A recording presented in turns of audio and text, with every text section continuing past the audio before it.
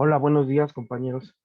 Este, voy a poner la fecha, que estamos hoy a 14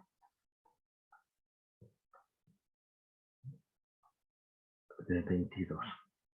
Bueno, compañeros, entonces voy a platicarles un poco acerca de lo que es el potencial, que digamos es un término necesario para definir un principio de conservación, que es el principio de conservación de la energía.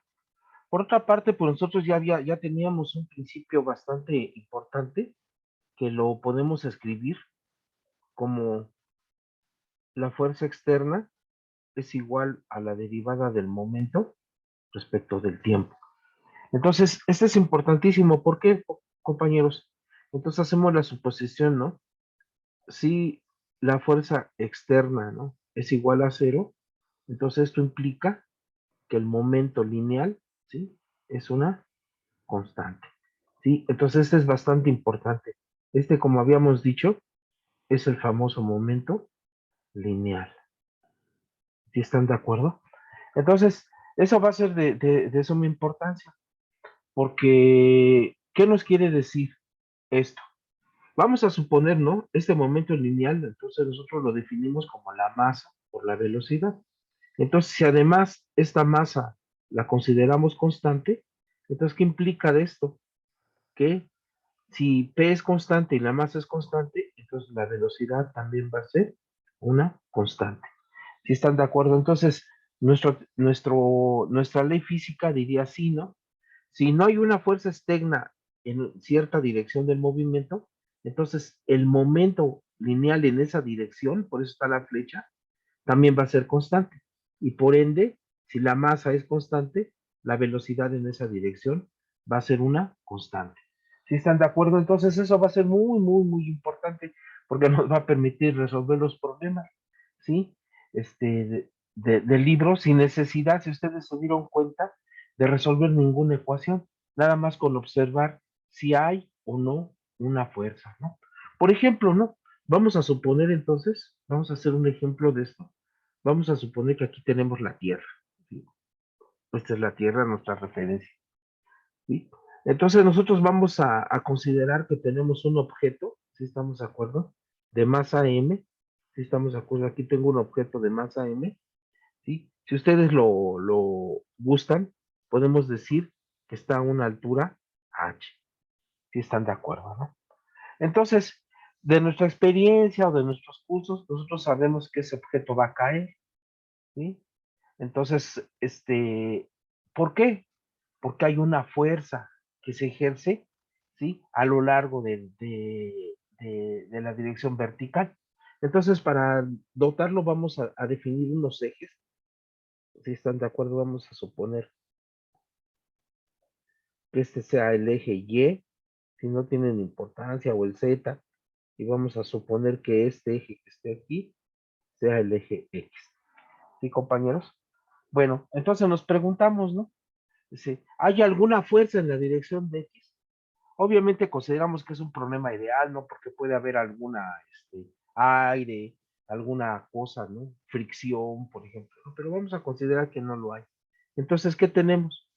Que la fuerza, sí vamos a suponer, la fuerza en el eje X, si estamos de acuerdo, permítame arreglarle aquí, que la fuerza en X va a ser cero, si estamos de acuerdo, ¿no? Y obviamente porque va a haber un peso, ¿sí? Entonces la fuerza en Y es distinto de cero. Eso es lo que tenemos. De tal manera entonces que escribimos que la fuerza, que es Fx por X más F de Y por EY más F de Z por EZ, ¿sí? De manera general, entonces los términos que están en el eje X son cero, los que están en el eje Y son cero, y esta F de Z es la única que va a ser distinta de cero. Aquí, perdón, era Z, sí, aquí le ponemos Z, la F de Z es distinta de cero, ¿sí? No sé cuánto vale, pero lo único que sé es que es distinta de cero. ¿Estamos de acuerdo? Entonces, ¿qué concluimos, compañeros? Entonces, ¿qué concluimos? que la velocidad, ¿sí? De aquí concluimos que la velocidad en X es 0 y que la velocidad en Y es 0. Si estamos de acuerdo, ¿no? ¿Y qué va a pasar con esta? Si estamos de acuerdo. ¿Por qué 0? ¿O por qué son 0? Porque inicialmente no se movía la partícula ni a lo largo del eje X ni a lo largo del eje Y. Si estamos de acuerdo. Pero si no, si originalmente tampoco se movía en el eje Z, pero porque está presente una fuerza, si estamos de acuerdo, una fuerza, entonces esta velocidad en Z va a ser distinta de constante. Entonces, si originalmente la velocidad era 0, entonces en todas las componentes, entonces en las componentes X y Y se va a seguir manteniendo como 0, pero en la dirección de Z va a aumentar esa velocidad, ¿no? Sí, eso nos dice la experiencia. ¿Sí están de acuerdo? Entonces, por eso les comentaba que este era un teorema muy, muy, muy importante. Bueno, entonces les voy a platicar un poquito acerca de lo que es el potencial, si estamos de acuerdo, pero desafortunadamente para poderlo hacer necesito definir algunas cantidades vectoriales, ¿no? Como es el gradiente, la divergencia y el rotacional. O sea, no puedo hacerlo de manera directa porque va a parecer vacío, ¿no? Van a aparecer nuevamente esas ideas de que la física pues es una serie de fórmulas, ¿no? Voy a regresar a resolver muchos problemas utilizando este principio de conservación. Entonces, por el momento no se preocupen, ¿no? Pero aquí está la idea y lo voy a estar aplicando, pues prácticamente todo el curso. Entonces, por eso no se preocupen por el momento, ¿no? Sino nada más tenganlo presente, ¿no? Y es muy bonito, ¿no? Entonces, observen, si la velocidad, si la fuerza en una dirección es 0, sí, y si además la masa es constante, pues la velocidad en esa dirección se va a mantener constante, ¿no? Entonces, como les decía, si inicialmente vamos a suponer que la velocidad era 0, 0, 0 para esta partícula, entonces esta es la componente X, Y, Z, entonces, ¿qué va a pasar? Porque no tengo fuerza en X, entonces la velocidad siempre se va a mantener 0 en X, o sea, se va a mantener sin moverse en el eje X. Y de la misma manera, si la velocidad inicial era 0 y no hay fuerza en Y, como vemos, entonces la velocidad se va a mantener 0. Pero ¿qué pasa en el eje Z? En el eje Z tengo una fuerza, ¿sí? Que digamos, vamos a decir que es la gravedad. Entonces, en realidad es el peso. Entonces, ¿qué va a pasar? Si originalmente era 0, conforme transcurre el tiempo, la velocidad en Z se va a incrementar o la velocidad va a ser distinta de una constante. Entonces, eso es lo que nos dice. Entonces, ya aprendimos el principio físico sin necesidad hasta ahorita de resolver ninguna ecuación diferencial. ¿Sí están de acuerdo, compañeros? Bueno, entonces, vamos a definir lo siguiente. Nosotros del principio 3 que se había enunciado, nosotros teníamos que la fuerza iba a ser una función de quién, de la posición, de la velocidad, ¿sí? De algunos parámetros, si estamos de acuerdo, y explícitamente del tiempo. Y decíamos que esto era la masa por la segunda derivada de R en dt. ¿Sí? Esa era la idea original que teníamos. Entonces, ¿cómo estaba relacionado este término alfa? Ese término estaba relacionado con lo que nosotros vamos a decir con el campo, más bien con la vecindad, con la vecindad de la partícula, ¿no? Con la vecindad, ¿sí? Lo que esté alrededor de la partícula. ¿Sí estamos de acuerdo? Entonces, vamos a suponer que alrededor de la partícula esté presente un campo eléctrico y nuestra partícula estuviera cargada, entonces se va a ejercer una fuerza adicional o vamos a tener una fuerza del tipo eléctrico. O bien que la partícula fuese un alambre, ¿sí? Nuestra partícula que llevara una corriente eléctrica y estuviera inmersa en un campo magnético, entonces esa partícula entonces va a sentir una fuerza.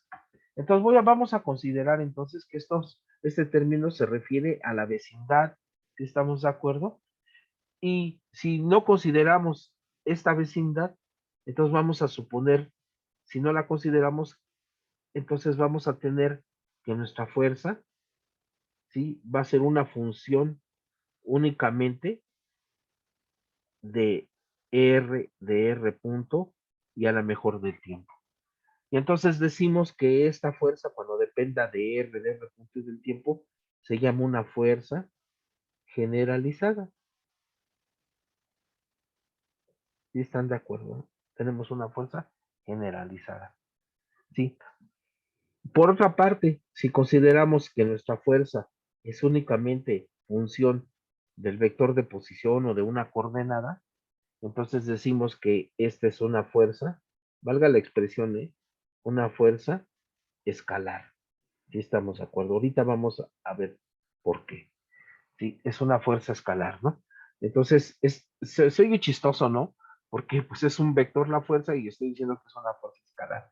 No, más bien es como que proviene de una cosa que se llama potencial escalar, ¿sí? Eso es a lo que voy, ¿no? Entonces vamos a poner para aclarar este término, ¿no? Entonces esto de escalar, ¿sí? Es que la fuerza, ¿no? La fuerza se deriva, ¿no? De fíjense, ya se introduce la palabra potencial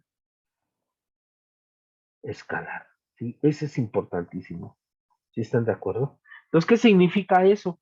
Entonces, que la fuerza la voy a calcular con un menos, ahorita explico el signo, gradiente de una cosa que se llama, ahora sí, compañeros, esta cosita es el famoso potencial escalar, ¿sí estamos de acuerdo, no? Ese es importante. Sí, entonces fíjense en que ya apareció esta operación, ¿no? Este operador que está aquí. Lo voy a escribir con otro color para resaltarlo nada más. Entonces voy a decir que este operador que está aquí, este, es el famoso operador Nabla. ¿Sí están de acuerdo? Ya apareció, ¿no? Y entonces por eso yo les comentaba, ¿no? Que era pues bastante complicado, ¿no? A primera vez, pues que diga aquí, oh, pues es que la fuerza se calcula así. Entonces ustedes pues van a decir, bueno, ¿y qué es ese operador? ¿Y qué significa esa cuenta? Si estamos de acuerdo, entonces por eso les decía que era necesario definir algunas operaciones como es el gradiente, la divergencia y el rotacional. ¿Sí están de acuerdo entonces? Sí, para no ser así tan brusco, valga la expresión, de definirlo, ¿no? Entonces nada más tengan cuidado, ¿no? O sea, esto de fuerza escalar, nada más digo que esta fuerza va a provenir de un potencial escalar. ¿Sí estamos de acuerdo? Entonces va a ser necesario. Y aquí está entonces, definida mi fuerza. Obviamente, les adelanto tantito este operador, se define en términos de derivadas, ¿no? Sí, de algunas derivadas, entonces esta fuerza que está aquí, pues va a seguir siendo una función que dependa de R. Si estamos de acuerdo, entonces, sin ningún problema, ¿no? Sí, entonces esta fuerza es la que está aquí, ¿sí? Y son las fuerzas con las que básicamente vamos a trabajar en este curso, ¿no? En este curso. ¿Sí, compañeros? Bueno, entonces voy a definir qué son este operador, ¿sí? Ya se los presenté, es un operador diferencial, ¿sí estamos de acuerdo? Que en realidad este operador, si ustedes gustan, lo pueden poner como con una flecha, ¿sí? Porque lo pueden ver como un vector, ¿sí estamos de acuerdo? Para que nos ayude un poco la idea, ¿no? Entonces voy a tratar de explicarlo sin introducir ningún ente diferencial, sino simplemente qué significa físicamente este gradiente. Si estamos de acuerdo, entonces eso es lo que voy a hacer. ¿Sí, compañeros? Entonces, permítanme en un segundo, déjenme cambiar. Entonces, imaginen ustedes, compañeros, que estamos en la cafetería del 9. ¿Sí estamos de acuerdo? Y nos presentan la carta, ¿no? Entonces, por ejemplo, le ponemos aquí que este es el restaurante, ¿no? el vector, ¿no? El vectorcito, ¿sí? Estamos ahí en la cafetería. Y de repente nos aparece el menú, ¿sí? Nos da la carta del menú, entonces nos dice el menú. Y entonces, en lugar de que aparezcan aquí, los chilaquiles y todo eso, las tortas o lo que vendan, de repente en nuestra vista nos engaña y aparece un operador, ¿sí? Nada. Y aparecen, ciertas funciones, ¿no? Una función A, una función A y una función phi. Si estamos de acuerdo, ¿no? Bueno, pero fíjense el concepto, ¿no? Aquí dice que este es un operador, si estamos de acuerdo. Entonces, ¿qué vamos a entender nosotros por un operador? Si están de acuerdo, entonces, generalmente estamos familiarizados nosotros con los juegos de video. Entonces, hay un juego de video, que se llama el Pac-Man, ¿no? Seguramente lo han visto ahora ya en los museos, ¿no? Porque ya es muy viejo, ¿no? Entonces, este Pac-Man se comía a un fantasma, ¿no? Y están de acuerdo, a un fantasmita, ¿no? Aquí lo ponemos triste, ¿sí? Entonces, este Pac-Man, cuando lo muerde, pues, desaparece y nos da, sigue el Pac-Man mordiendo. Pero en este juego, por ejemplo, no, no desaparece simplemente el fantasma, sino que ese, cuando lo muerde o se lo come, lo engulle, entonces nos va a generar otro tipo de función. Entonces, por ejemplo, ¿no? Vamos a suponer que nosotros vamos a derivar una función. Entonces decimos, la derivada, ¿sí están de acuerdo? De una función de x. Entonces, este operador, ¿sí? O esta derivada, lo voy a llamar yo como un operador. Entonces, este operador o esta derivada va a actuar sobre esta función que la voy a considerar como si fuese el fantasma. Entonces, este Pac-Man, sí, lo voy a ver como un operador o como un operador que va a actuar sobre una función. Entonces, el operador, por ejemplo, puede ser esta derivada que está actuando sobre esta función. Otro operador también conocido, pues es la integral, ¿no? O la integral, por ejemplo, permítame poner otro color, ¿no? La integral, entonces, por ejemplo, la integral, pero le voy a poner el diferencial junto, ¿no? Que como si fuese la europea. Entonces, aquí nuevamente, el operador integral, ¿sí? Va a ser que un operador y mi función, obviamente, es donde va a actuar dicho operador. Por ejemplo, ¿no? Nosotros escribimos la integral de x cuadrado de x. Obviamente, pues esto es un tercio de x al cubo, ¿no? Bueno, pero en lugar de escribirla así, la voy a escribir así, como dx por x al cuadrado, ¿sí? Entonces, esto que está aquí, esto sería el operador integral que va a actuar sobre la función x al cuadrado. Y obviamente esto me da un tercio de x al cubo. ¿Sí están de acuerdo? Entonces, esa es la idea, ¿no? Entonces, por ejemplo, un operador puede ser una matriz de rotación, si estamos de acuerdo. Puede ser, como cuando se ve en cuántica, un hamiltoniano, ¿no? Porque escriben, por ejemplo, el hamiltoniano que aplica a la función de onda de E, de sí, ¿no? ¿Sí están de acuerdo? Entonces, este que está aquí es un operador que está actuando sobre una función, ¿sí? Y me da que una constante por la misma función. Y esta cosita que está aquí, pues es la ecuación de Schrödinger estacionaria. ¿Sí estamos de acuerdo, no? Y entonces es la idea, ¿no? De tener un operador, ¿sí? Un ente matemático que va a actuar sobre funciones. Y obviamente, pues en el juego del Pac-Man, pues simplemente lo mordía y desaparecía. No, pero aquí vamos a estar interesados en el resultado, en lo que da. Si está de acuerdo, entonces por eso es importante introducir este operador Nabla. Si estamos de acuerdo, para poder hacer la descripción física de lo que está sucediendo y no nada más decir por fórmulas, ¿no? Bueno, entonces, si me permiten, entonces, aquí tengo el famoso operador Nabla, si estamos de acuerdo, que va a actuar, ¿no? ¿Sobre quién? Sobre A, si vamos a poner que A, si estamos de acuerdo, es un campo, ¿no? Vamos a decir, o una función vectorial, ¿no? Si estamos de acuerdo, de las que hablamos en un principio, ¿no? Entonces va a ser una función vectorial, ¿sí? Y phi va a ser una función escalar. Entonces, ¿qué entendemos por una función vectorial y una función escalar? Entonces, una función vectorial va a ser aquella función, ¿no? Vamos a suponer que dependa de x, de y y de z, ¿sí? Que le va a asociar a cada punto de ese espacio, o sea, para cada x, y, z, le va a asociar un vector. Y una función escalar, si estamos de acuerdo, va a ser aquella función que le asocia a cada punto del espacio un número, ¿no? Entonces, los ejemplos de una función escalar, pues puede ser la velocidad, la fuerza, como estamos viendo, ¿sí? El campo eléctrico, el campo magnético, ¿sí estamos de acuerdo? Y una función escalar, por ejemplo, puede ser la temperatura, ¿no? Que tuviéramos una taza de café, ¿sí estamos de acuerdo? Nos está dando la temperatura de cada punto de la taza, ¿sí? La temperatura del café en cada punto de la taza. ¿Sí estamos de acuerdo? Puede ser también el tiempo, ¿sí? No, más bien el tiempo es un parámetro, ¿no?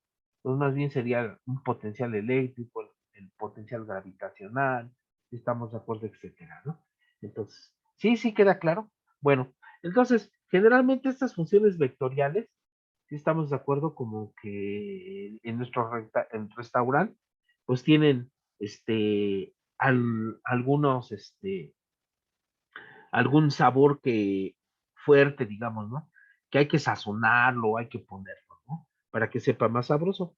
Entonces, con estas combinaciones, ya sea que se ponga aquí un punto, ¿sí? O se le ponga una cruz. Y las funciones escalares, pues así son como muy, muy, deliciosas, así como las verduras. Entonces se pueden comer prácticamente directamente. Y entonces, fíjense, cuando hacemos esta combinación, tenemos que este es nabla.a, esta combinación me da rotacional de A, y esta combinación me da gradiente de phi. Entonces, esta cosita que está aquí se llama divergencia. Esta cosita que está aquí se llama rotacional, y esta cosita que está aquí se llama gradiente. ¿Sí? Gradiente.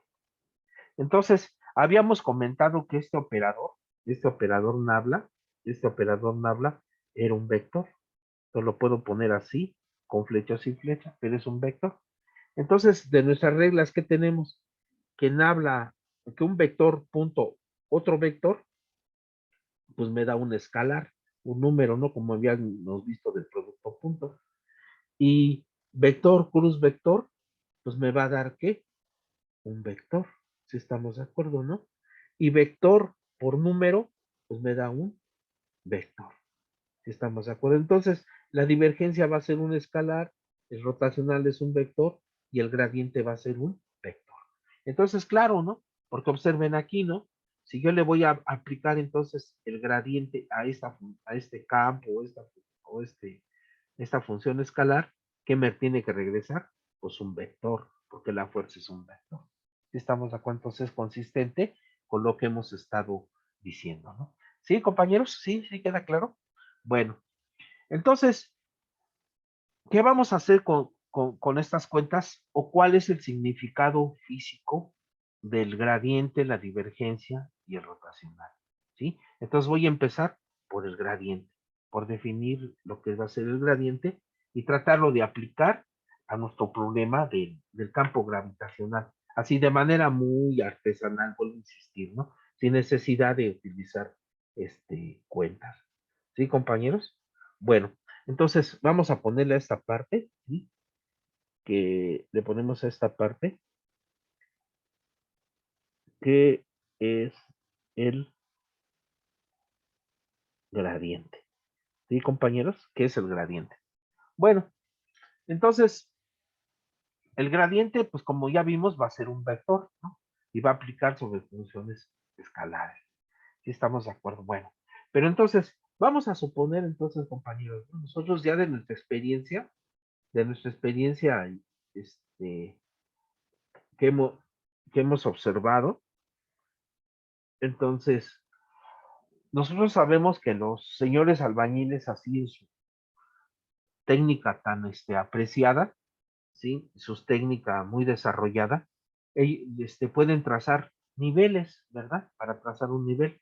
Y para trazar un nivel, lo que hacían los señores albañiles es marcar un punto y por medio de una manguerita, ¿no? Que tenía agua, si estamos de acuerdo, encontraban el otro punto y unían esos dos puntos con un hilo resistente, ¿no? Un hilo de nylon, ¿no? Así muy resistente, y ese marcaba su nivel. Entonces, ese era un nivel prácticamente perfecto, ¿sí estamos de acuerdo? Y así, con esa manera de que trazan o dibujan los niveles, entonces podían construir edificios, casas, así muy bonitas y todo, ¿sí? Obviamente, pero con unos cimientos muy bien nivelados. Y el nivel lo hacían a través de un principio físico que es el de los vasos comunicantes. Entonces, por eso le digo que los señores albañiles, pues con mucha técnica, con mucha precisión, pues diseñan o trazan esos cimientos tan bonitos, ¿no? Para las casas, ¿no? Bueno, entonces vamos a suponer que nosotros, vamos a dibujar, ¿no?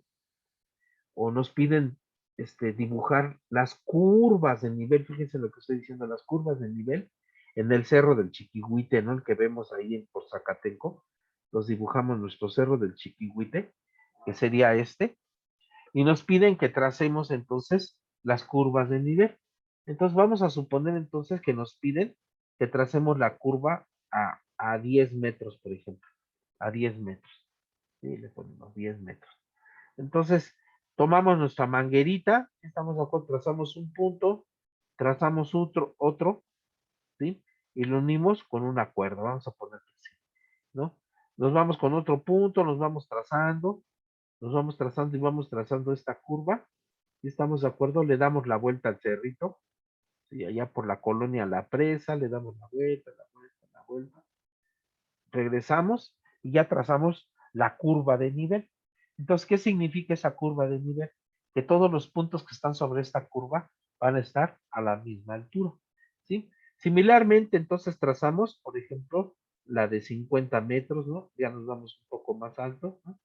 Trazamos la curva y se ve por atrás, ¿no? Luego nos vamos, por ejemplo, a 100 metros, ¿no? Y trazamos la curva correspondiente para 100 metros, ¿no? Luego a 200 metros, ¿no? Trazamos la curva, ¿sí? Hasta que finalmente llegamos a la cima que son los 300 metros, ¿no? ¿Sí estamos de acuerdo? Bueno, entonces, abusando de su amabilidad, ¿no? Si ustedes recordamos allá en la preparatoria que definíamos la energía potencial, ¿no? ¿Sí están de acuerdo? Nos definíamos ahí la energía potencial U igual a mg por la altura. Si recuerdan ustedes, ¿no? Que así es como se definía la energía potencial, así como recordando, ¿no? Recordando allá de la prepa. Entonces observen, compañeros, si cada uno de estos puntos tiene la misma altura, o sea, la misma z, entonces cada punto sobre estas curvas va a tener la misma energía potencial.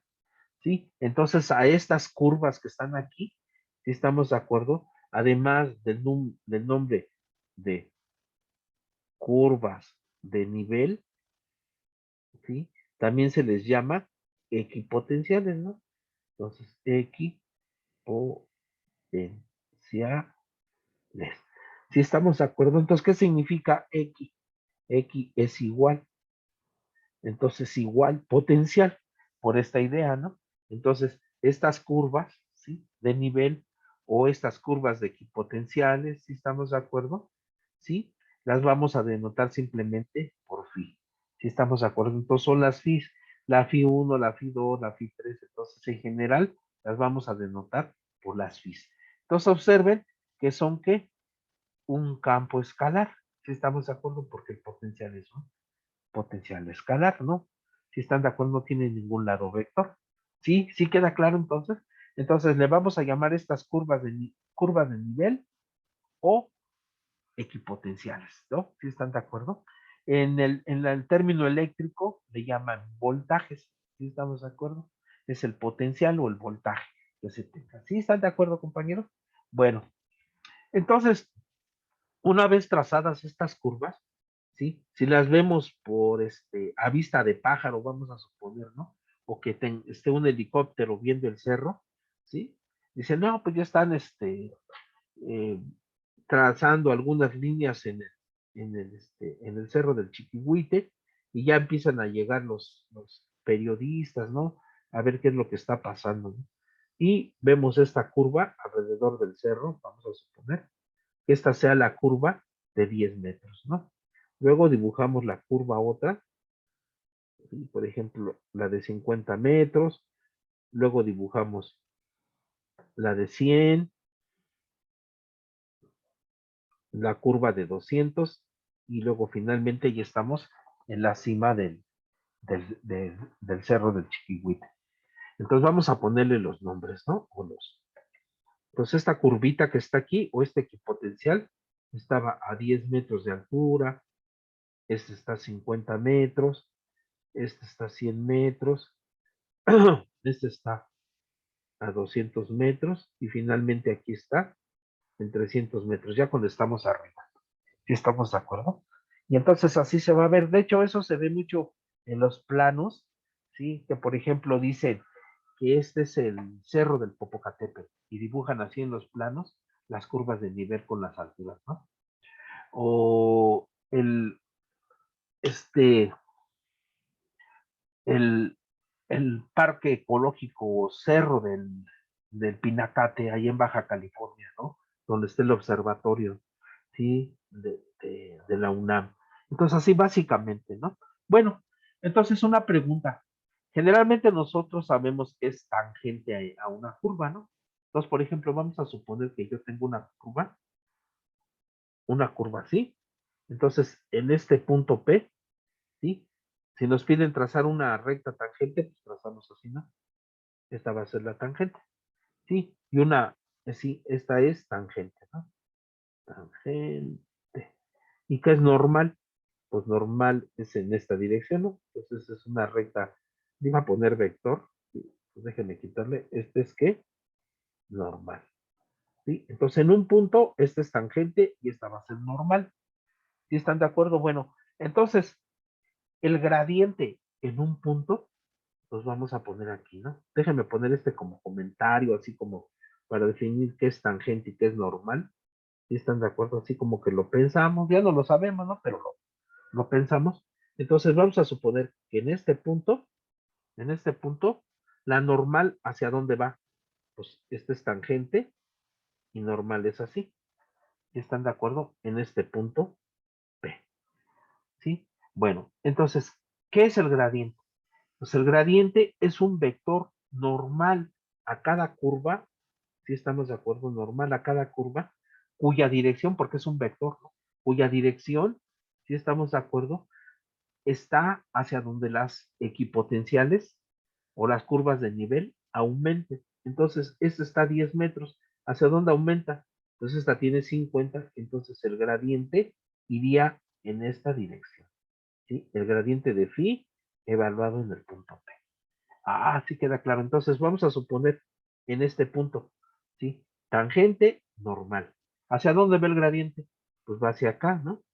¿Sí están de acuerdo? ¿Por qué? Porque en esta dirección aumenta el equipotencial, ¿no? En este punto, ¿hacia dónde irá el gradiente? Pues hacia acá, ¿no? ¿Por qué? Tangente normal, pero esta dirección indica porque va hacia esta dirección aumenta el equipotencial. Perdón. Entonces aquí iría así, en este punto iría así, en este punto iría así, en este punto iría para allá, etcétera, ¿no?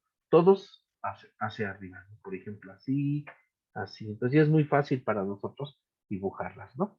Sí, sí están de acuerdo. Bueno, entonces si lo dibujamos aquí, ¿hacia dónde iría el gradiente? Pues sería para acá, ¿no? En este punto, ¿no? En este, para acá, en este, para acá, ¿no? Para acá, sí. como que todas van indicando hacia dónde está, este,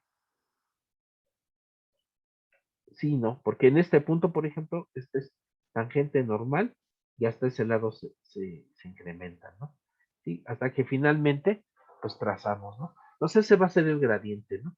¿Sí están de acuerdo? Entonces, el gradiente es un vector que perpendicular a la equipotencial, cuya dirección es hacia donde la equipotencial aumenta. ¿Sí están de acuerdo? Bueno, entonces, pero vamos a suponer que estemos hablando del campo gravitacional. ¿Sí están de acuerdo? Entonces, si dejamos un objeto aquí, ¿sí? Aquí, ¿sí? Un objeto de masa m, por ejemplo, en este punto, si nosotros observamos nuestra cuenta, estamos calculando con el gradiente del potencial, ¿sí? Y obviamente nosotros sabemos que un objeto que dejamos a una cierta altura, pues va a caer, ¿sí? Valga la expresión, va a caer para abajo, ¿sí están de acuerdo, no? Y entonces, compañeros, si nosotros lo colocamos aquí y tenemos entonces que la fuerza, ¿no? La fuerza gravitacional la calculamos como el gradiente de este potencial, entonces nuestra fuerza en lugar de caer va a subir, ¿sí estamos de acuerdo? Entonces, pues ya no tiene sentido físico, ¿no? Porque los objetos caen para abajo, no valga la redundancia, ¿no? No caen para arriba, ¿no? ¿Sí están de acuerdo? Y entonces por eso esa es la razón por la cual tenemos que ponerle este signo menos. ¿Para qué? Para darle sentido físico a nuestra fuerza o que los objetos caigan para abajo. ¿Sí estamos de acuerdo? Entonces al hacer o multiplicar el gradiente por este signo menos, la dirección de estos vectores va a ser hacia abajo y a nadie le extraña, ¿verdad? Que si yo tengo entonces un objeto localizado en este punto, pues este objeto caiga para abajo por acción de qué? De su peso. Si estamos de acuerdo, ¿no? Que es la fuerza gravitacional. ¿Sí queda claro entonces, compañeros? Entonces, esa es la idea entonces del gradiente. Entonces, el gradiente va a ser que, sí, vamos a anotarlo acá si ustedes gustan para tenerlo anotado. Entonces, el gradiente, ¿no? Entonces, el gradiente le ponemos es un vector normal, ¿no? A la superficie, no, no, perdón, a la, a la curva, a la equipotencial, cuya dirección, ¿no? Cuya dirección es hacia, perdón, hacia donde la equipotencial aumenta, aumenta, ¿sí? Ese es importante. ¿Sí? ¿Están de acuerdo? ¿Qué es lo que hemos estado aquí explicando, ¿no? Bueno, hay otra definición no muy útil de lo que es el gradiente. Entonces, vamos a poner otra definición. Entonces, vamos a suponer, compañeros, que aquí tenemos una llave con agua. ¿Estamos de acuerdo? Una llave de esas de los bebederos, ¿no? Aquí está la llave, ¿no? Vamos a ponerle la marca, ¿no? Que es Acme, ¿no? Y aquí está nuestra llave. ¿Sí están de acuerdo? Aquí tenemos esto y aquí está la llavecita, ¿no? Entonces, imaginen ustedes que estamos así en el patio de la secundaria y nos encontramos una llave y pues tenemos unos globos, ¿no? Entonces, ¿qué decimos? Ah, pues vamos a llenar los globos con agua, ¿no? Colocamos el globo, aquí colocamos la villita del globo y le abrimos a la llave, ¿no? Entonces, ¿qué pasa si le abrimos más a la llave? Pues el globo se va a hacer más grande, ¿no? Si le abrimos más, pues el globo se va a hacer más grande. Entonces, nada más hago una pregunta. ¿Qué globo tiene más agua? Pues obviamente el que esté más grande. Entonces, si lo vemos en términos de una equipotencial, ¿cuál hacia dónde va a aumentar el globo? Pues hacia afuera. Entonces, ¿en qué dirección iría el gradiente? Pues el gradiente iría en esta dirección, ¿no? ¿Sí están de acuerdo? En esta dirección, ¿sí? Entonces, si lo vemos en términos de eso. Y entonces, ¿qué decimos? Que el gradiente, si estamos de acuerdo, el gradiente de este campo, de estas FIS, ¿estamos de acuerdo? Que son los globos con agua. Entonces, las FIS son los globos, ¿no? Los globos con agua, ¿sí estamos de acuerdo? Entonces, estas FIS representan las equipotenciales. Y entonces, ¿qué es el gradiente? Pues el gradiente es un vector perpendicular a una superficie. Entonces decimos aquí, ¿no? Entonces que el gradiente es un vector, ¿sí estamos de acuerdo? Perpendicular, ¿no?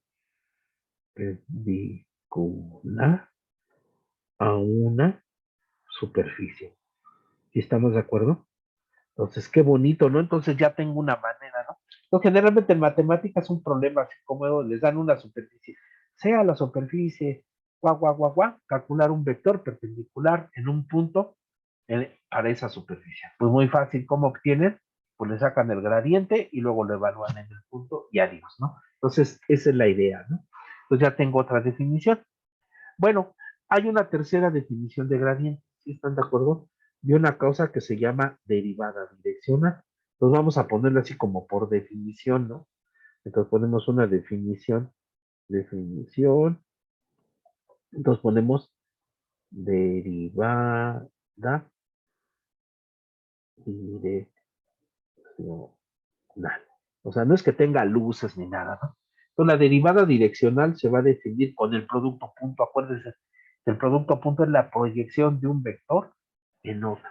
Entonces decimos que la derivada direccional en esta dirección de phi de una función es simplemente n punto por el gradiente de phi. Esa es la famosa derivada direccional.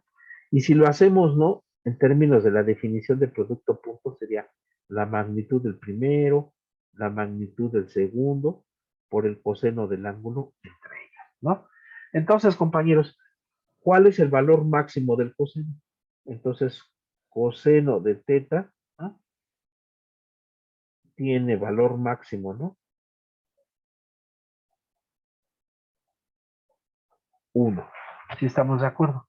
Y entonces, como este es un vector unitario, este que está aquí es un vector unitario, su magnitud es 1. Y si tomo el máximo valor, este va a ser un 1 y ya tengo el gradiente, ¿no? Entonces, ¿qué es el gradiente? Pues el gradiente es la máxima, ¿no? Máxima derivada direccional.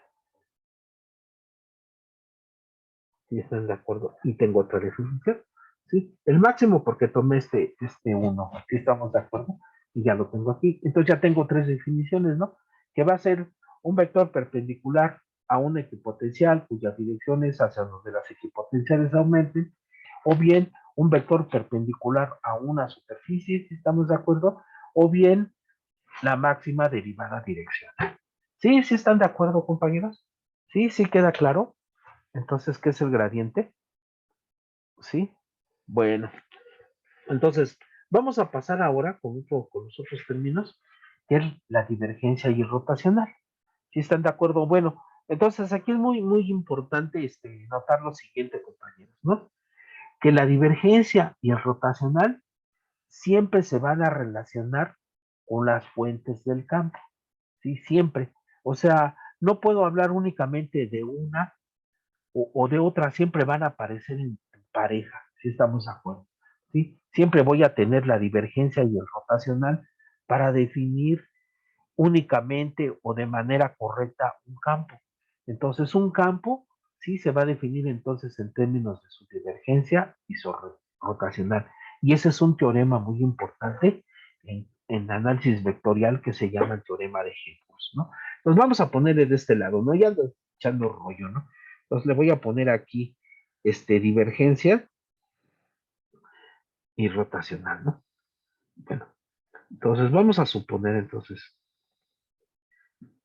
permítanme aquí que está. le pongo aquí divergencia, le pongo divergencia,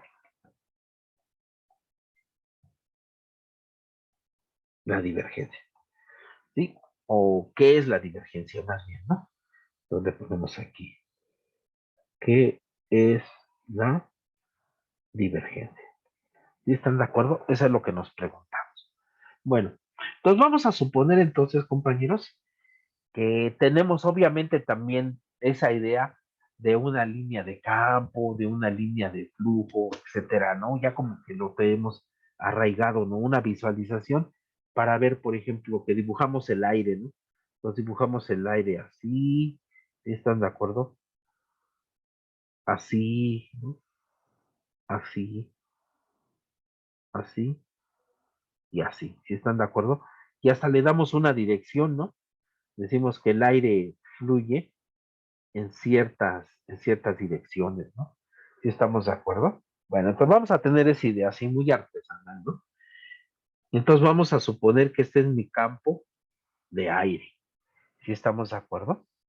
Y entonces, como utilizamos los multímetros o esos aparatos, tenemos como una punta, por ejemplo, colocamos a tierra en un multímetro y la otra punta del multímetro la arroja al potencial que vamos a medir y decimos, no, pues son tantos volts, ¿no? De, de, de, del voltaje, ¿no? No, pues 100 volts, 50 volts, etcétera, ¿no? Entonces vamos a suponer nosotros que tenemos entonces un medidor de ese estilo, pero de campo. Entonces, en lugar de medir voltaje, nosotros vamos a medir campo. Obviamente los detectores pues tienen un cierto tamaño. Entonces voy a suponer que el tamaño de mi medidor lo puedo cambiar y lo coloco aquí. Ahí está mi medidor. Y entonces, ¿qué empiezo a ver? Bueno, ¿cuántas líneas de este campo de aire entran? Yo las cuento, una, dos, tres, cuatro, cinco líneas. Entonces, entran cinco, que lo pongo por aquí, ¿no? Con estas flechitas, están entrando cinco líneas y salen cinco líneas. ¿Sí están de acuerdo? Cinco líneas entran y cinco líneas salen. Entonces, la divergencia de A, ¿sí? Por eso es como un contador de líneas, va a ser cero. ¿Sí estamos de acuerdo? Entonces, ¿por qué? Porque las cinco que entran son las mismas que salen.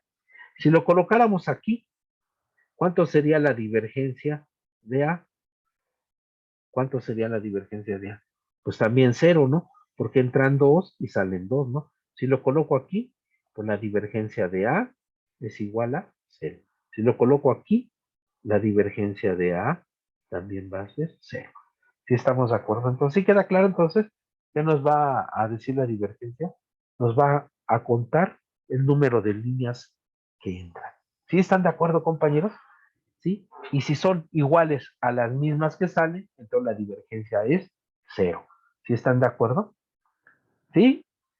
Bueno, entonces voy a poner un ejemplo muy conocido, ¿sí? Desde el punto de vista eléctrico, no encuentro un ejemplo más sencillo.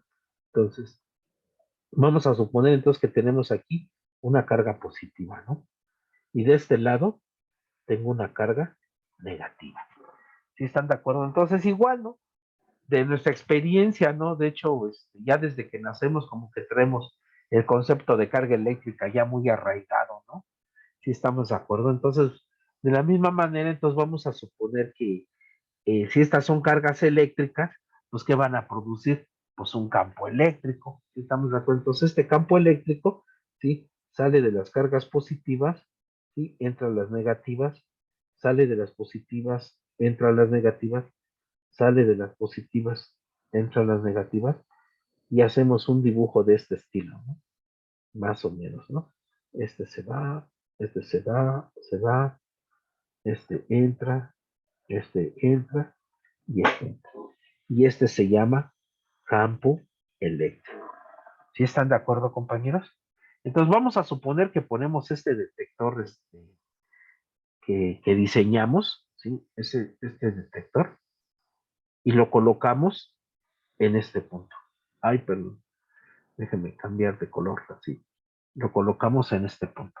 Entonces, en este punto, ¿cuánto vale la divergencia de E? Pues obviamente cero, ¿no? ¿Por qué? Porque estas líneas que están entrando aquí pues son las mismas líneas que están saliendo. ¿Sí están de acuerdo? Si lo colocásemos aquí, pues también sería 0. Entonces tengo que la divergencia de E es 0. Pero ¿qué pasa si lo colocamos aquí? Entonces vemos que todas las líneas salen. Entonces, esta cosa significa que la divergencia de E es positiva. Y esta cosa se llama una fuente. ¿Sí? ¿Y qué pasa si lo coloca aquí? Aquí todas las líneas están entrando. Entonces la divergencia de E es negativa y digo que esto es un sumidero. ¿Sí? Entonces, la divergencia y lo mismo el rotacional se relacionan con las fuentes. Si estamos de acuerdo, entonces cuando la divergencia es 0, no tengo fuente. Cuando la divergencia es positiva, me va a decir quién es la fuente. ¿Sí? Y cuando la divergencia obviamente es negativa, pues va a ser un sumidero. ¿Sí estamos de acuerdo? Entonces se va a relacionar con la fuente. ¿Sí queda claro, compañeros? Entonces, ¿sí? ¿Qué es la divergencia? Entonces me va a decir cuando es positiva, ¿sí? Que hay una fuente. Cuando es negativa, que hay un sumidero. ¿Sí? Y cuando es 0, es que no hay ni fuente ni sumidero del campo. ¿Sí estamos de acuerdo que se esté tratando? ¿Sí están de acuerdo, compañeros? Bueno, ahora voy con el rotacional. ¿Sí están de acuerdo? Si no tienen inconveniente. Los voy a poner el rotacional. Entonces le ponemos aquí, ¿no? ¿Qué es el rotacional? ¿Sí están de acuerdo, no? Entonces, así muy artesanal, mis ejemplos, ¿no? Entonces, vamos a suponer ahora, compañeros, que tenemos el siguiente campo, ¿no? Que tengo un campo así, de aire igual, uniforme, muy bonito, ¿no?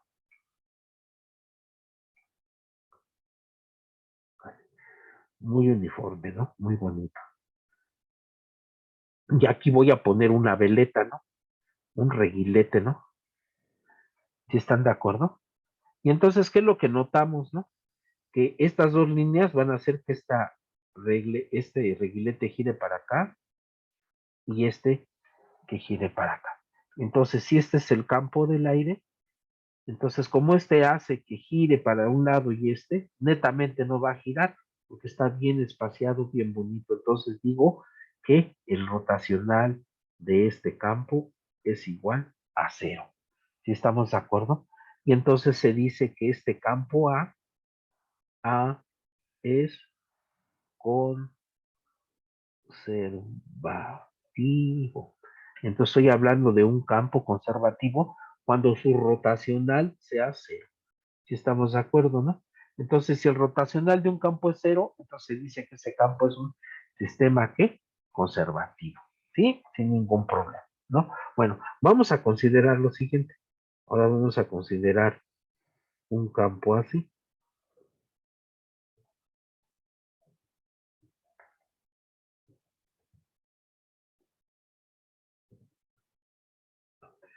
Cada vez están más pegadas las líneas de campo. Y cada vez están más pegadas. Y ponemos aquí el mismo reguilete, ¿no? Aquí lo colocamos. Entonces, claro, ¿no? Es claro ahora que este reguilete va a girar hacia esta dirección.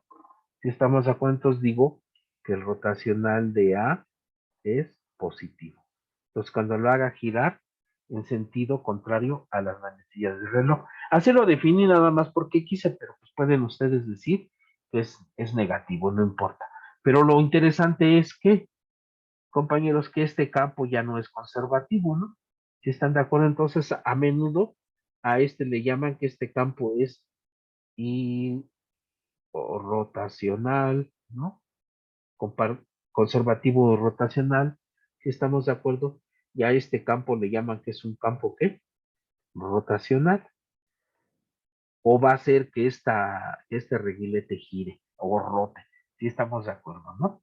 Bueno, se me olvidó comentar aquí, perdón, que cuando A es 0, la divergencia de A es 0, este campo A es es un campo solenoidal.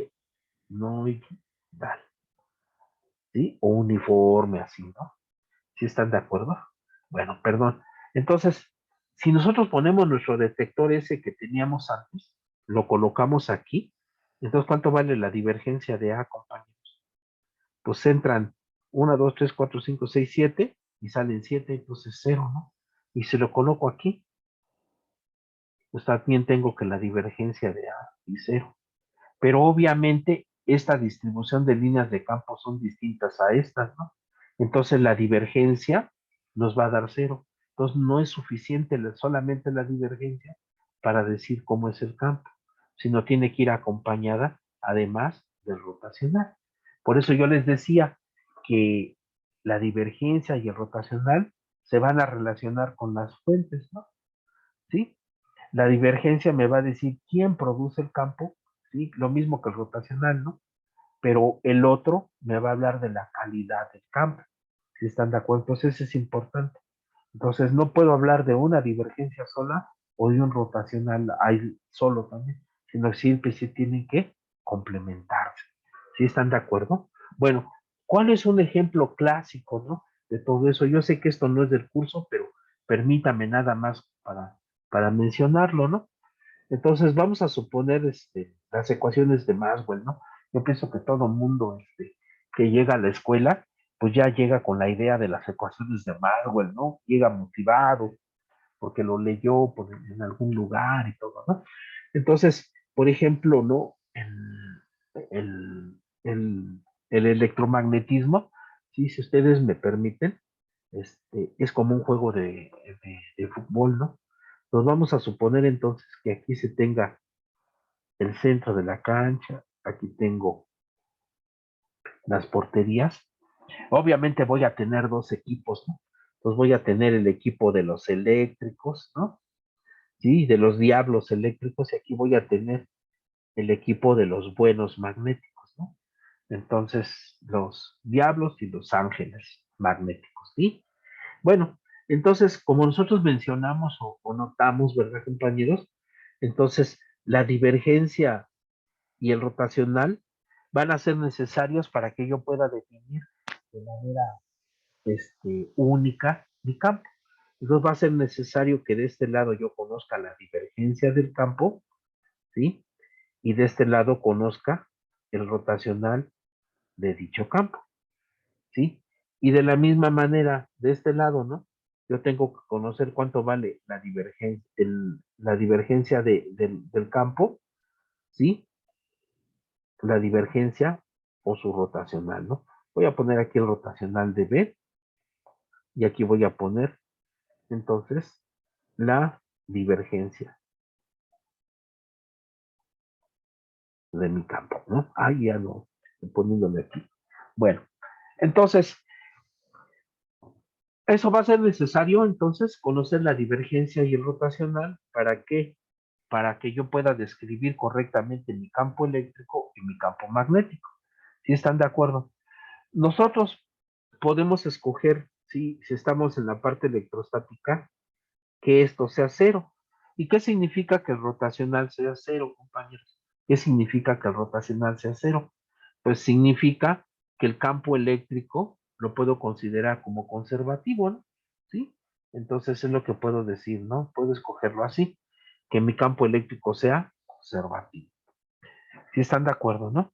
Y que la divergencia de E, ¿sí? Si usamos el sistema MKS de unidades, lo puedo escribir así. Si estamos de acuerdo, entonces, ¿cómo leemos estas ecuaciones? Fíjense, nos dice que la fuente, acuérdense que la divergencia y el rotacional se relacionan con las fuentes, que la fuente del campo eléctrico son esta se llama densidad de carga, obviamente eléctrica, ¿no? Eléctrica. ¿Sí? Entonces, en otras palabras, ¿quién produce el campo eléctrico? Pues lo producen las densidades de carga, ¿no? Porque aquí está la divergencia esto es la fuente, como decíamos, del campo eléctrico. ¿Y cómo va a ser este campo eléctrico? Pues va a ser un campo, ¿qué? Conservativo. Entonces ya está, ¿no? Entonces nos preguntamos aquí, ¿quién, no? ¿Quién, perdón aquí, quién produce el campo eléctrico? ¿Quién pro- produce el campo eléctrico? Y es lo que nos preguntamos, ¿no? ¿Quién lo produce? Pues lo produce, ¿no? Las densidades de carga, ¿sí? Esta que está aquí. ¿Cómo es el campo? Nos preguntamos. ¿Cómo es ese campo? ¿Qué contestamos? Así pues ya se sabe, ¿no? Pues con ser batido. Entonces, si se dan cuenta, toda la información del campo lo tuvimos de conocer la divergencia y el rotacional. Así de fácil, si están de acuerdo, ¿no? Bueno, por este otro lado, igual, ¿eh? O sea, de este otro lado también están el, las unidades, ¿no? Entonces, mu0 por la densidad de corriente. Se las presento. Esta cosita que está aquí se llama densidad de corriente, ¿sí? Y esa que va por alambres, por ejemplo, ¿no? Y siempre voy a escoger esta ecuación también como cero, ¿no? Esta tiene una razón física, ¿no? Porque no existen, ¿qué? Los monopolos magnéticos, ¿sí están de acuerdo? Bueno, pero ese es otro asunto. Entonces, ¿qué decimos aquí? Dice, ¿quién produce el campo magnético? Ah, pues lo producen las densidades de corriente. ¿Y cómo va a ser ese campo magnético? Pues va a ser un campo magnético solenoidal. ¿Sí estamos de acuerdo? Y entonces, esa es la idea entonces, ¿sí? En el fondo, de cómo utilizar la divergencia y el rotacional para definir el campo, ¿no? Bueno, entonces ustedes se preguntarán, bueno, Arturo, pero pues yo voy a hablar aquí en este curso no hay campos, ¿no? Sí estamos de acuerdo como en el electromagnetismo, ¿no? El campo eléctrico, el magnético, no, pero sí hay campos, ¿no? Que es el campo gravitacional, ¿no? Es el campo por excelencia, ¿no? Entonces vamos a platicar un poquito acerca de cómo se vería el campo gravitacional. Sí estamos de acuerdo, entonces, como ejemplo, ¿no? Para que quede grabado, ¿no? Ponemos aquí el campo gravitacional, ¿no? ¿Qué onda con ese campo gravitacional?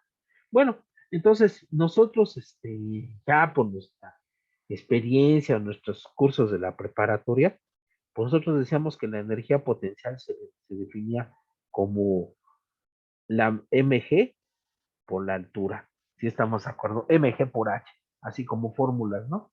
¿Sí? Entonces vamos a suponer entonces que aquí tenemos el piso, si estamos de acuerdo, que podemos dibujarlo, ¿no? Que este sea mi eje Z, ¿no?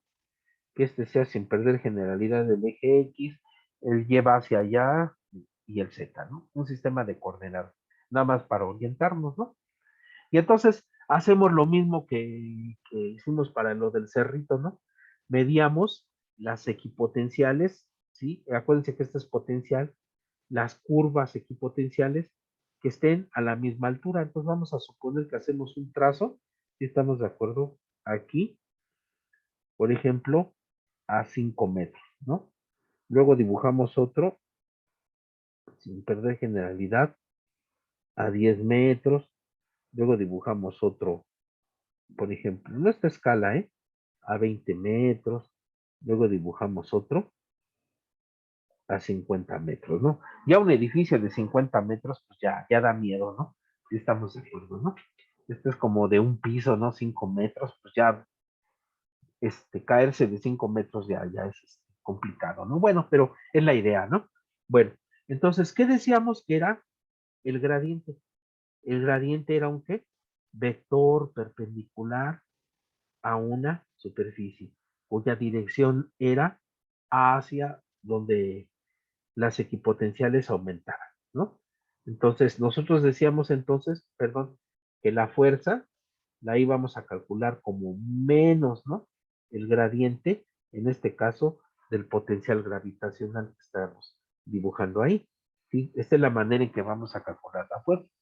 Entonces, como el gradiente es un vector perpendicular a un equipotencial, a ver, entonces, voy a trazarlas para esta curva, ¿no?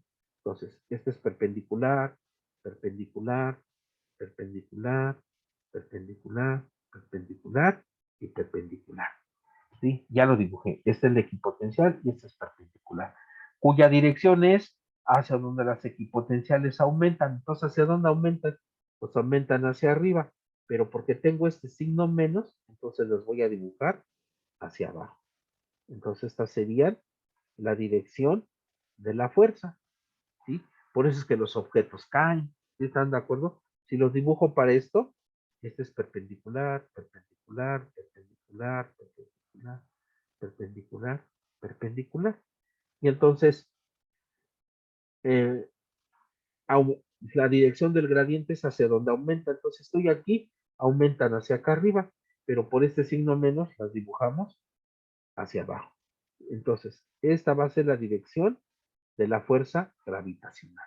Si estamos de acuerdo, entonces la fuerza gravitacional va a ir para abajo. ¿Sí? Obviamente la fuerza gravitacional pues, es el peso, ¿no? ¿Sí? Por eso es que los objetos caen. Entonces nadie nos sorprende eso, ¿no? Bueno, pero ahora vamos a suponer, compañeros, que ponemos nuestra veleta aquí, ¿no? Aquí pongo nuestra veleta, aquí. De nuestra experiencia, ¿verdad? Si nosotros colocamos una veleta así, perfectamente balanceada, equilibrada, pues esa veleta no gira, o si da vueltas solita, da vueltas, pues no, ¿verdad? No va a dar vueltas solito. Entonces, ¿qué significa, compañeros? Que el campo de fuerzas es que irrotacional. O sea, que el campo, el peso, si estamos de acuerdo, el campo de fuerza gravitacional, pues va a estar uniformemente distribuido, ¿no? Entonces, ¿qué tenemos? Porque este no rota, entonces tengo que F es igual a cero. Si estamos de acuerdo, entonces ya ilustré un teorema importante. Si estamos de acuerdo, ¿no? Entonces, ¿qué decimos, no? Lo vamos a anotar aquí. Si F se calcula como menos el gradiente de un potencial, entonces, ¿no? El rotacional de F es igual a cero y F es que conserva. ¿Sí? Si estamos de acuerdo, va a ser un campo conservativo. Entonces, el campo gravitacional es un campo conservativo. Eso va a ser importante. Y entonces, si vamos a un poco más allá de eso, pues ¿qué tenemos, compañeros? Que no va a depender del punto donde esté, ¿no? ¿Sí? No va a depender ni del X ni del Y, sino únicamente de la coordenada Z, que va a ser la altura, ¿no? Entonces, ¿qué significa? Que un objeto, claro, en un mismo nivel, ¿no? Ponemos una curva de nivel que está a la misma altura aquí en Zacatenco, pues va a ser va a tener la misma energía potencial que por ejemplo allá en Puebla o allá en Baja California, claro, que estén a la misma altura. Entonces no va a depender entonces, sino únicamente de la altura. No va a depender ni de la coordenada X ni Y. ¿Sí estamos de acuerdo? Donde esté, digamos, entre comillas, la ciudad, pero obviamente va a depender de la altura, ¿sí? A la que estemos colocando, ¿no? Entonces es importante, ¿no? Sí, sí queda claro entonces, compañeros. Y entonces, ¿qué es el gradiente, la divergencia y el rotacional? Y entonces, a manera de resumen, entonces, nosotros vamos a tener lo siguiente, ¿no? Entonces, nosotros vamos a trabajar con un campo gravitacional, ¿sí? O bien con un campo conservativo, ¿sí? Generalmente que van a ser las fuerzas que vamos a utilizar en este curso. Y entonces, si eso sucede, entonces vamos a tener lo siguiente, ¿no? Que las fuerzas, si estamos de acuerdo, siempre las vamos a derivar como menos el gradiente de una cosa que se llama potencial, ¿sí? Ya explicamos qué es el gradiente, ¿sí? Por otra parte, si esto sucede, entonces el rotacional de este campo pues va a ser cero, ¿sí? Entonces, F es conservativo, conservativo. ¿Sí? Entonces, siempre vamos a hablar de campos conservativos. ¿Sí estamos de acuerdo? ¿Cuáles van a ser los ejemplos que tenemos? Pues obviamente U, ¿sí? Que es un potencial gravitacional, ¿no? Sí, estamos de acuerdo, vamos a poner un potencial gravitacional, ¿sí? El U, este lo escribimos con un MGZ. El U, el potencial, ¿no? De un resorte, ¿no? Entonces decimos que este es U, aquí le ponemos U igual, ¿no? U igual a un medio de K por X al cuadrado, vamos a decir, ¿no? Una parábola. Y son básicamente los dos potenciales que vamos a ocupar, ¿no? Porque aquí en este curso, pues vamos a trabajar con caída libre, tiro parabólico, ¿sí? O bien vamos a hablar de movimiento armónico, si están de acuerdo, ¿no? Entonces, vuelvo a insistir, este gradiente, divergencia y rotacional, ¿sí? Van a ser necesarios para que yo pueda definir mi principio de conservación de la energía. Si están de acuerdo, entonces, pues eso lo haré posteriormente, pero por el momento, entonces, con esto va a ser suficiente. Bueno, pues les agradezco, sí, les agradezco, entonces, muchas gracias, ¿no? Sí, por su tolerancia, su comprensión ahorita que estamos con las clases divididas, ¿no? Yo estoy muy agradecido, muy contento, ¿verdad? Entonces, por favor, ¿no? Voy a subirlo al Classroom y háganme llegar sus comentarios o dudas, preguntas, ¿no? Yo trataré de contestarlas a la brevedad, ¿no? Una disculpa por poner el video atrasado, pero ya saben cómo es esto, a veces no es fácil conseguir la cuenta de Zoom, ¿no? Les mando un abrazo, compañeros, y estoy a sus órdenes. Un abrazote, nos vemos por ahí por la escuela. Gracias.